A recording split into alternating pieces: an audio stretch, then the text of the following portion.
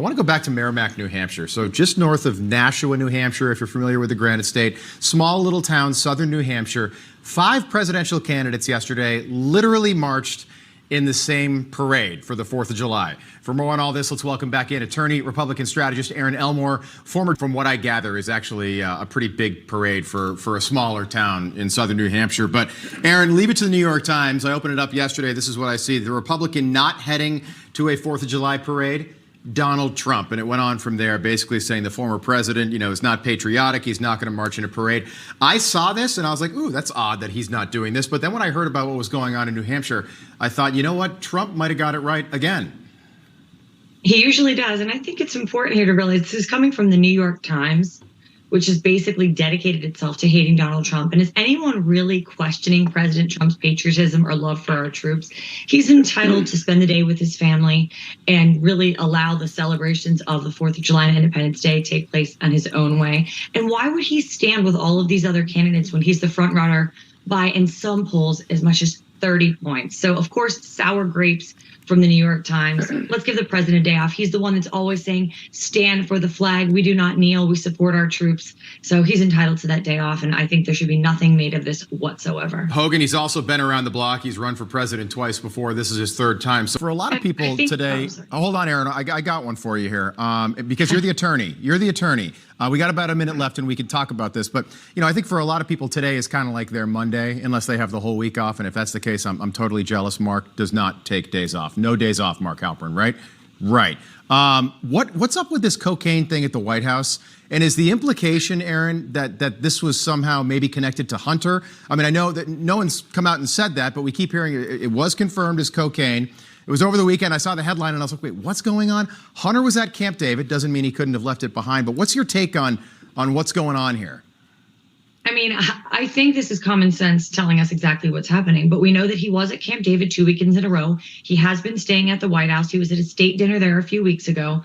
It's really going to have to see how this plays out. The question is, how are they going to spin this? Because everyone in America is already seeing that there's 2 tiers of justice. One if you're a Democrat and the other if you're a Republican. So Hunter Biden, that is, has been facing 2 misdemeanor charges and a felony gun charge. And his father, the president, has been parading him all around Washington, D.C. like he has done nothing wrong. We already know that he's the smartest man that Joe knows. So what is going to happen here? How are they going to spin this? There's really no answer. And the American people have had just about enough of this. Hunter is now a 50-year-old man. And you see people on all sides of the political aisle saying, oh, he struggles with addiction. Right. You can't then let that person come in the White House and basically treat it like it's his very own frat house. Okay, Hogan, just quickly, because we're out of time now, but are you familiar with where this is? They're saying it's a holding area. Guests have access, but staff and people like the president and the first son would presumably have access as well.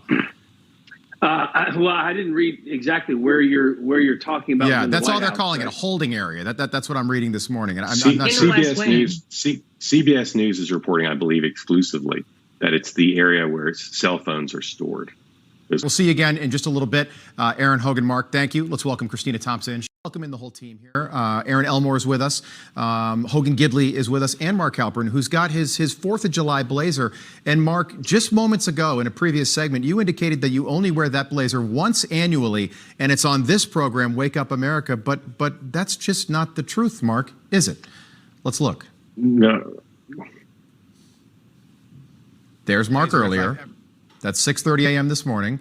And then, that's 6:30 a.m. you're looking at now because I'm narrating over it. And then we have a picture from yesterday, I believe. Ability to get people to come from all over to see him in person after all this time. No tie, same blazer, Mark. Well, first of all, what I meant to say, and what I believe I did say, is I will only wear it on this program once a year. Doesn't preclude me wearing it elsewhere at other times. Second, it's actually a different blazer. If you notice this one, it's not a different blazer. Erin, does that hold up in court? The inside lining. No, I think this evidence does not reflect the narrative of the witness. I would like to see a side-by-side of the 2 blazers to check the plaids to see if they match exactly, because if the blazer does not fit, we must acquit. Mark, how can our audience trust you? Trust what you're saying 3 days a week here on Wake Up America if you can't be honest about your blazer? And no tie, yes, today's the day, maybe the day after the 4th of July, you could have gone no tie, a little casual look. But you look great always. He looks tan there too. Nice. It looks good. Very tan. Good. My thing with the 5th of July, the show after 4th of July, if you're on this shift, and you guys are all on this shift because you're all waking up America with me today, it's tough sleeping the night before, not because I was up late, but because it literally sounded like the British were invading in my neighborhood. Besides cocaine at the White House, this pro-Ron DeSantis super PAC put out this ad over the weekend. This happens all the time, but typically a candidate will say yay or nay. This ad basically attacks Donald Trump for comments that basically for him supporting gay rights throughout his 4 years in office. Let's take a look at the ad, and then I'll show you what the media is now saying about this. I will do everything in my power to protect our LGBTQ citizens. If Caitlyn Jenner were to walk into Trump Tower and want to use the bathroom, you would be fine with her using any bathroom she chooses. That is correct. In the future, can transgender women compete in Miss Universe? Yes. Make America great again. Psych! Wow. It's just a really odd ad, and it's supposed to hurt Trump. I actually think Trump, Erin, looks good in this ad. Take us through this whole thing, and I want to play you a soundbite in a moment from what the rest of the media is saying as well. So basically, I'm very close with Caitlyn Jenner and Sophia Hutchins, who are both trans, and they're huge supporters of President Trump. And Sophia called me over the weekend and said, Erin, this is absolutely insane. They're only doing this because President Trump supports it. And I think a lot of the surrogates for DeSantis are part of the problem here. They're perpetuating this. And by the way, these elections are won on independent voters. So Governor Ron DeSantis supported a 6-week abortion ban. I don't think that's going to help him either with these independent voters. But coming out against the LGBTQ community in this way certainly seems like it's bigoted, to be honest.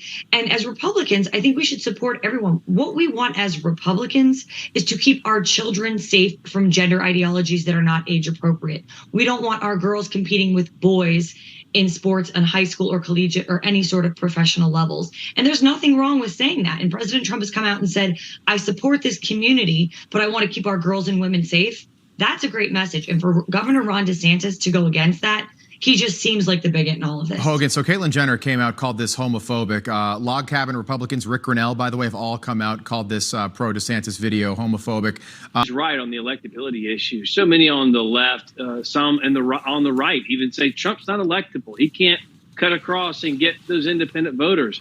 But this is the type of mentality that's a problem, because if you're going to try and support all Americans, you need to support all Americans. Well, first, my Blazer and I need to correct you. This is not a DeSantis campaign ad. It's a video produced by a supporter that they promoted on social media. But doesn't the candidate typically get veto power over stuff like that? Like, he would have seen this, presumably, right? Look, Erin, I think phrased it and framed it exactly correctly, which is this is not just something that's being seen as bigoted by the liberal press. A lot of Republicans are really bothered by this. It's gotten a fair amount of attention. Wait, what is Steve Cortez? What's Steve Cortez talking about? You see the comments from Steve?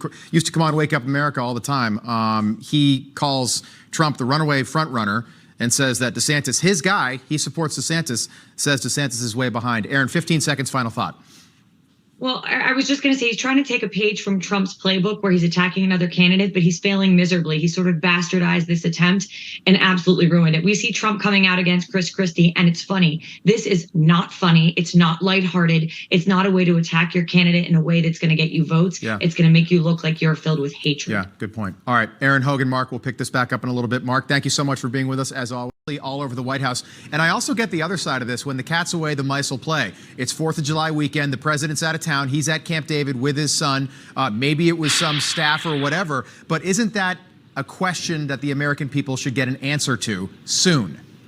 I mean, the American people never get answers when it comes to Hunter Biden. And we don't know yet, but I mean, all roads lead to Hunter Biden in this instance. And it's really deeply troubling because even the tweet you showed earlier, they just point at Donald Trump. Over our 4th of July celebrations last night, we were sitting there saying, how are they going to spin this one? And now we know it's probably going to be to blame Trump or to memory hole it altogether. But again, if this was the Trump family, the mainstream media, CNN, MSNBC, Washington Post, New York Times, would be absolutely all over this. We know that Hunter has been attending state dinners, going to Camp David 2 weekends in a row, spending a heck of a lot of time at the White House. I think the American people want answers. They're sick of the constant cover-ups in Washington. You wonder why there is so much mistrust in this administration, and it's just another example of why. Yeah, well, we're going to keep pressing him, and we're going to be looking for more from the White House as things get back to normal today. James, thanks so much for being with us this morning. We'll pick this up again soon. Thank you.